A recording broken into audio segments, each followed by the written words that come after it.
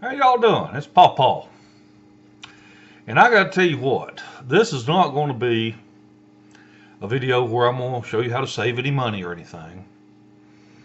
I've just got to get this off my chest about this piece of doo-doo guy that killed all them innocent people in that church in Texas. And that was yesterday morning.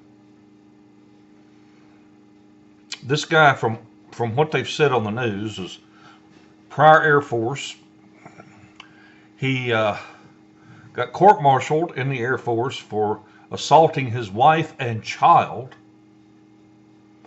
and served 10 months or a year, whatever, in prison for it. He gets out and goes to try to buy some guns or something. Anyway, he maybe it was just a handgun. I'm not sure, but because he had a conviction, for domestic abuse and mental illness, he was denied permission to buy a handgun. Now the news says gun, but I don't think you fill out the forms just to buy a rifle anymore. If you do, I stand corrected. Okay. Anyway, he couldn't go to a store and legally buy one. Now the weapon he was using, he could have bought from an individual. And he was loaded up with his body armor and all that, they say.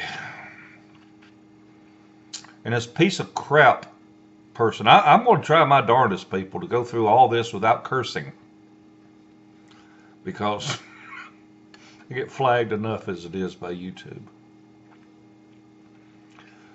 But as they was talking about what happened, it's 26 dead, 20 injured, and they're talking about a child that died in the hospital here just shortly ago. Don't know if that was part of the 26 or maybe it's going to be 27 dead, 19 injured. I don't know, and they don't either at this time. But reports are that once some neighbors supposedly was able to get a gun after him, then he turned tail and run. They're saying he dropped his weapon on the ground and hopped in his car and took off. He was chased into another county, run off the road, and they claimed that he was killed by self-induced. They're trying to say he shot himself, self-inflicted. So it's real sketchy what all they're saying right now. But the bottom line that's not sketchy is this piece of doo-doo killed innocent people while they were in church trying to worship the Lord. And what really got me really tore up was thinking about him shooting those children. So I got to thinking about my grandsons and my granddaughters, and I got to thinking about our court system. And I don't believe we're tough enough on criminals. This is where the, what can I say? This is where the controversy arises in what I want to share with you today. Used to be, in some countries, if you got caught stealing, they cut off your hand. Imagine if you got caught doing somebody's daughter or wife, they cut something else off. I think they ought to. I think if a man knew that if he was to get charged and proven guilty now, I'm saying guilty beyond all shadow of a doubt, maybe even caught in an act of raping a child, raping either a child or a young lady or someone's wife. If that guy was caught raping somebody, they ought to just cut his penis off. Just cut it off. Cut it off. Just leave him just a little nub to piss out of. Cut his balls off. Just cut it all off so he can never do it again. steal from you, cut it, get your damn hand chopped off. You know, you only got to steal once. And then it's, man, if I steal again, I'm really gonna be hurting. So you imagine somebody gets caught stealing, they cut his hand off, he gets caught stealing again, cut another hand off. Is that right? Is it right to do that? Who am I to say? I sure enough know that there would not be a punishment enough. There would not be a hell bad enough for an individual to go to that harmed one of my grandchildren,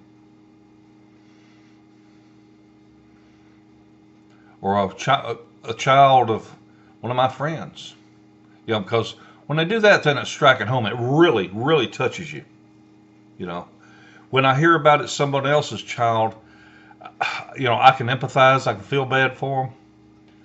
But buddy, when it strikes home and it's your child or your grandchild, then you really get going.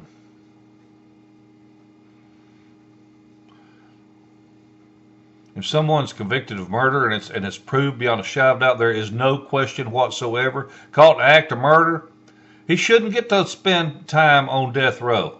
He needs to spend time in the electric chair.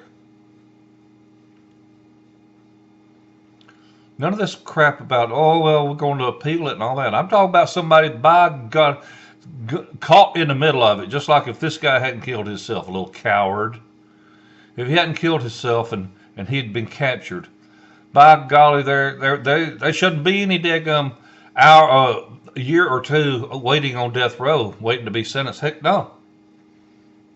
You're guilty, bam, time to go. You're done.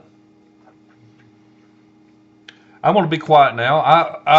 I welcome your comments on this. I'd really like to get a dialogue going. I'd like to know what you think. Do you think the United States is too soft on crime? Do you think we're spending way too much money on prisons? You know, we're putting people in jail because they smoke a joint. But I firmly believe that in serious crime like that, there ought to be serious consequences. I don't believe we should have to feed a criminal 3 squares a day and put them up in a nice place and give them free medical care and give them free education and classes, let them go to college on our dime. I don't believe in it. I believe a criminal goes to jail, he needs to do hard time.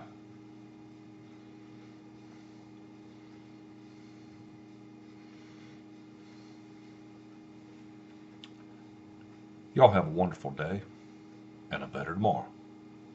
Bye.